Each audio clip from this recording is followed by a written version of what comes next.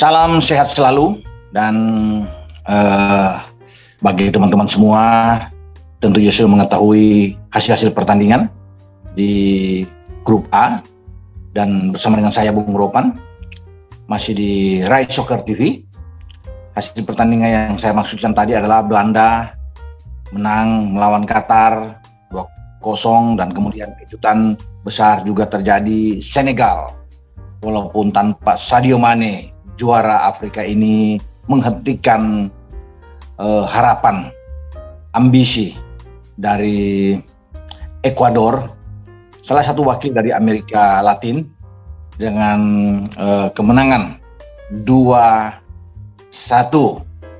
Koulibaly menjadi penyelamat bagi Senegal setelah sebelumnya mereka sempat unggul 1-0 disamakan oleh Caicedo dan akhirnya 3 poin didapatkan oleh Senegal, sesuatu yang luar biasa tentunya, disambut dengan luapan kegembiraan dari ofisial, pelatih Cisse, ya, Leo Cisse bersama dengan seluruh punggawanya di akhir pertandingan, dan mereka menempati posisi kedua di grup A. Sebenarnya grup A ini kan Ekuador ini mati-matian, berambisi sekali setelah mereka menahan Belanda.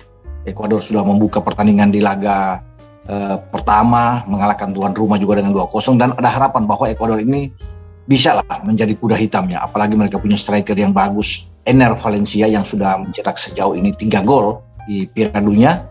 Namun Enner Valencia tidak berkutik ketika menghadapi Senegal, dan harus puas, mereka sekarang angkat koper, ya, pulang ke negaranya karena tidak sanggup untuk bersaing di grup A, ya, hanya berada di posisi ketiga dengan 4 poin.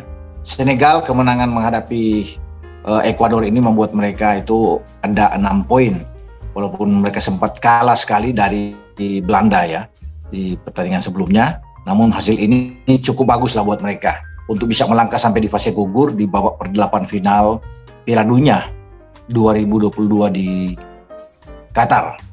Nah, Senegal itu berada di bawah Belanda ya. Belanda mengunci posisi pertama di grup A dengan 7 poin, 2 menang dan 1 imbang.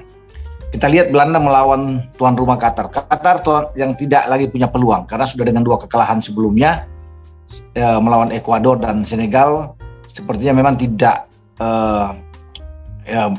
bersemangat lagi ya mereka untuk bisa memforsir kemenangan, apalagi pertandingan terakhir mereka itu melawan tim kuat Belanda. Ini memang sulit ya bagi pasukan Felix Sanchez dan kawan-kawan untuk berharap bahwa mereka mampu bisa mengalahkan Belanda, dan itu memang terlihat dalam permainan. Mereka kalah dari semua aspek yang ada di lapangan. Statistik bisa mengatakan bahwa ini menjadi milik Belanda.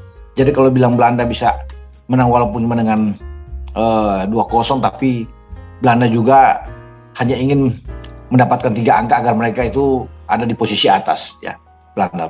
Belanda juga masih diragukan permainan mereka kalau bisa melihat dari 3 pertandingan terakhir mereka di grup A, dan tidak mencerminkan bahwa mereka ini bisa melaju sampai ke final, bahkan bisa menjadi juara dengan cara bermain seperti ini, karena baik melawan Senegal, Ekuador, dan juga dengan Qatar tidak dalam performa terbaik mereka. Level mereka itu nggak kelihatan ya, kalau boleh saya katakan di sini. Jadi ini harus berhati-hati ketika pasukan Louis van Gaal ini masuk ke babak berikutnya di 16 besar. Mereka harus meningkatkan performa mereka, penampilan mereka jika ingin bersaing. Mungkin di 16 besar masih bisa dapat lawan yang bisa mereka atasi. Amerika Serikat ini kan wakil dari grup B, di mana kita tahu bersama Amerika Serikat itu menjadi juara kedua ya di belakang Inggris, dan lawan ini akan berhadapan dengan Belanda sebagai juara grup A. Ya, saya rasa kalau bisa di sini mereka bisa mengatasi lah Amerika. Namun tetap hati-hati karena bukan tidak mungkin potensi itu terjadi kejutan. Nah, nanti di babak perempat final ya ini berbahaya, sudah dapat lawan-lawan kuat. Bukan tidak mungkin sana juga akan ada Argentina. Nanti setelah berikut mereka bisa ketemu salah satu di antara mungkin Spanyol, ada Brasil yang mereka harus lewati. Jadi perjalanan ini masih panjang.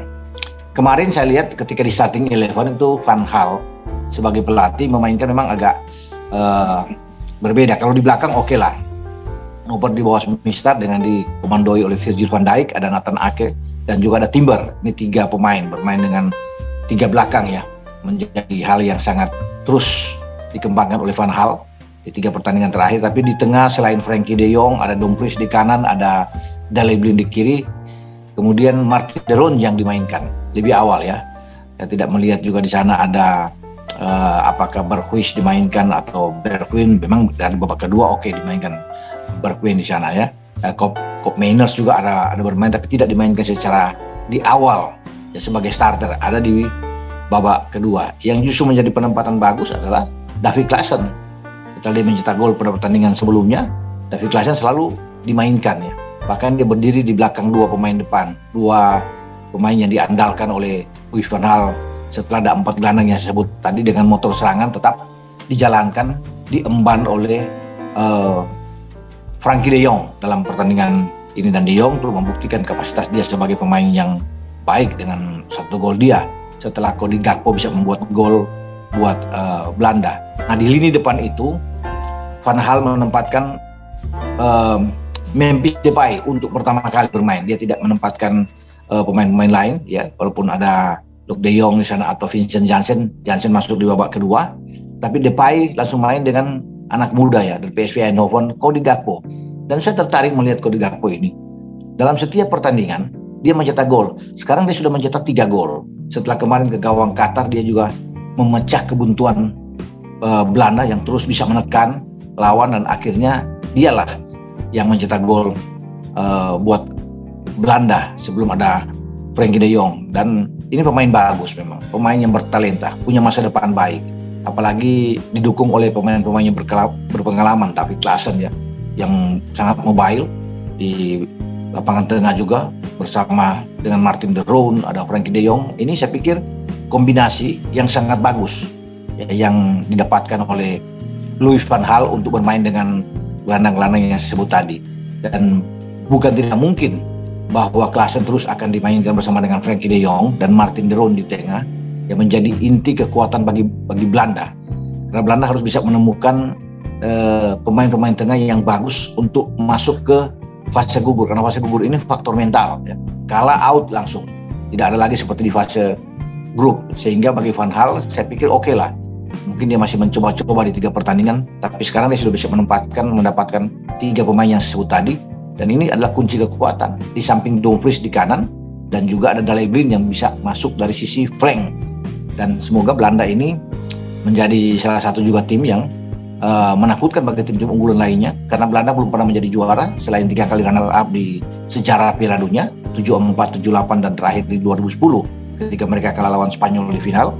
Dan saatnya mereka sekarang untuk bisa menduduki. Tapi saya pikir kalau melihat 3 permainan yang belum begitu stabil, begitu kuat, ini masih diragukan ya performa dari tim oranye ini. Semoga mereka dari waktu ke waktu terus akan terus berkembang ya, setelah masuk ke per-8 final, mungkin saja di per-4 final, dan kalau mereka sudah ada di semifinal ya, ini bisa menguntungkan buat mereka untuk bisa berhitung, mengkalkulasi kesempatan menjadi juara dunia untuk pertama kali dalam sejarah Belanda. Tapi perlu perjuangan keras, itu yang saya pikir.